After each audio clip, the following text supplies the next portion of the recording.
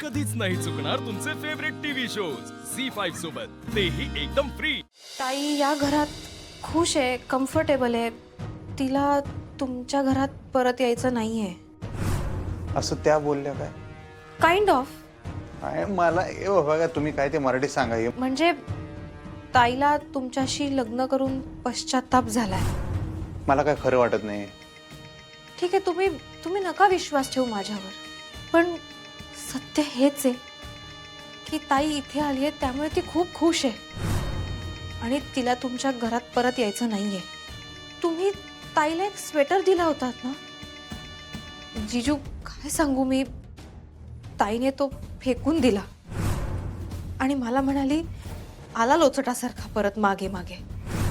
तिला तुम्ही इथे यायलाही नकोय आणि तिला सुद्धा तुमच्या घरी अजिबात यायची इच्छा नाहीये। तिला असं सगळं वाटतंय की जे झालं ते बरंच झालं। आणि तुम्हाला खरं सांगू का जीजू, ताईला तुमच्या आईंपेक्षा तुमच्याशी जास्त प्रॉब्लेम आहे।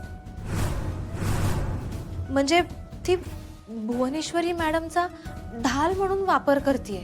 तिला माहिती आहे की तुम्ही भुवनेश्वरी मॅडमना कधीच अंतर देणार नाही आणि म्हणूनच तिने तुम्हाला त्यांना घराबाहेर काढायला सांगितलं।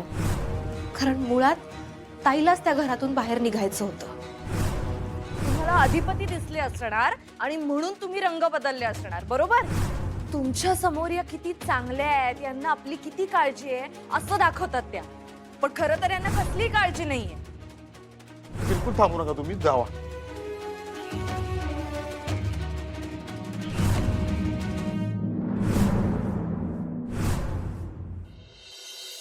मी हात जोडतो, पण माझ्या लेकीबद्दल असं काही बोलू नका। काय असं बोलू नका? खोटं बोलती का रे थेरड्या मी? हा? परत तुझी फॅमिली दळभद्री आणि भिकारडी आहे। दुर्गे, काय तुझी भाषा? हा, असतोय एखादा माणूस गरीब म्हणून काय इतकं बोलायचं होय? घरात आलेल्या माणसाला असं बोलू नये दुर्गे। अगं ताई, यांची लायकीच ही आहे। श्रीमंत मुलगा बघून गळ्यात पडली ही पिढा। आता ही पिढा आपल्या घरात न ग ताई, तुला आठवतंय आपल्या अधिपती सारखं म्हणतात ही मास्तरीन स्वतःहून घर सोडून गेले ना। बरं झालं सुंटी वाचून खोकला गेला, डोसक्याचा ताप गेलाय म्हणून माझ्या। तू गेल्यापासून अधिपती मस्त एन्जॉय करायला। परवा तर एका मैत्रिणीला घेऊन रंकाळ्याला फिरायला गेलते आणि काल तर घरला बी आणलं होतं। मी फोटो बघितले ताई, कसली नक्षत्रवाणी पोर आहे ती। ती पोरगी कुठं आणि ही मास्तरनी कुठं, काय बी बरोबरी होऊच शकत नाही। चुकलंच बघताय आपलं या गरीब भिकारड्या लोकांशी सोयरीक जुळवून। सून नाही ताई, द्याद आणली आपण या घरात, मस्त कळायला लावलाय बघ आपल्या पोराला हिनं।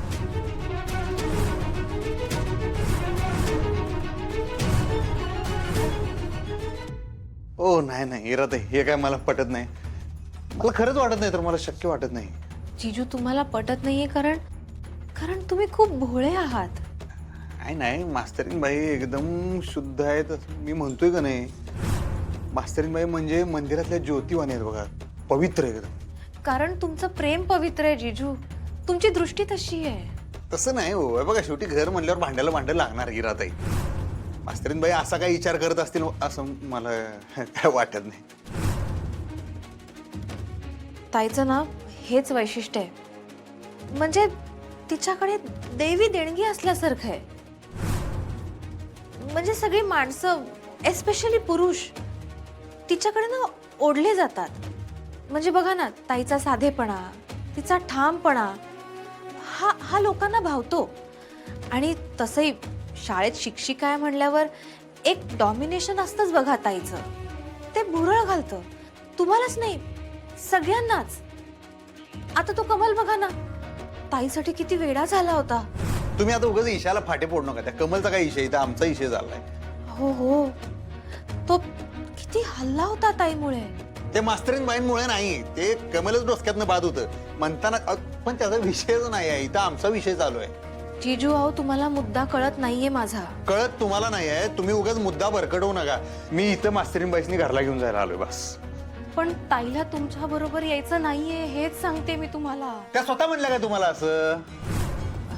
सॉरी सॉरी, तुम्हाला माझं बोलणं आवडत नाही बहुतेक. तुम्ही चिडताय माझ्यावर.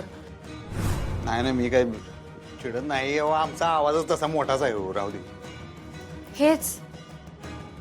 हेच ताईला नाही आवडत. म्हणजे तुमचं असं खूप लाऊडली बोलणं किंवा सॉरी टू से पण तुमची अशुद्ध भाषा, तुमचा रांगडेपणा.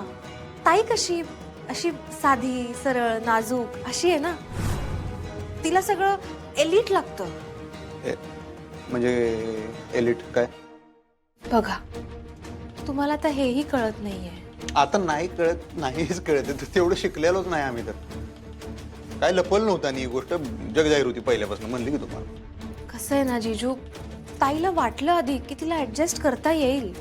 केलं की मग त्यांनी ऍडजस्ट. नाही जीजू, ऍडजस्ट करायचा फक्त दिखावा केलाय ताईने.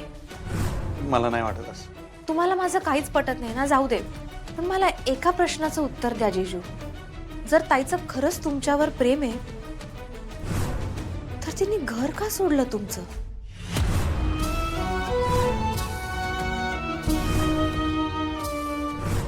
बस बस झालं.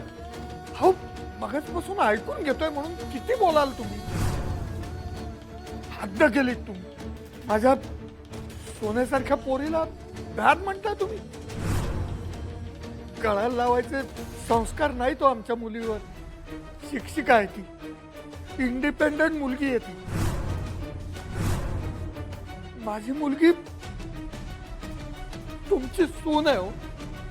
तुम्हाला असं बोलायला लाज वाटली पाहिजे. एक स्त्री असून दुसऱ्या स्त्रीबद्दल ही अशी भाषा.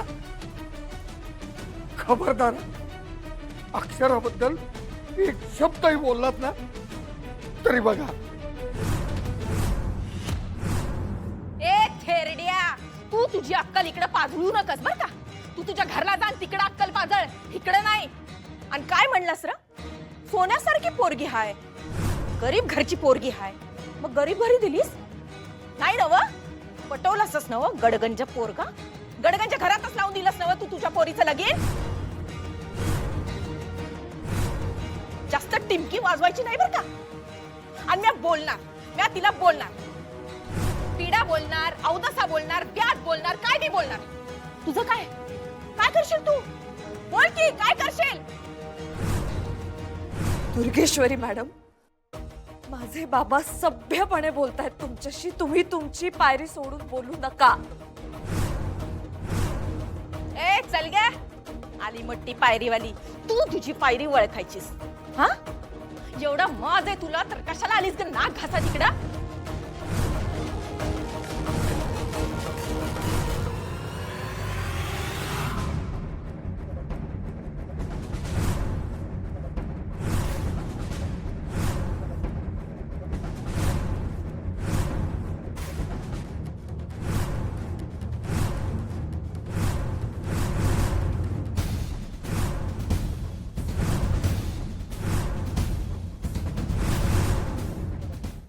झी5 ॲप डाउनलोड करा आणि पहा सर्व एपिसोड्स एकदम फ्री.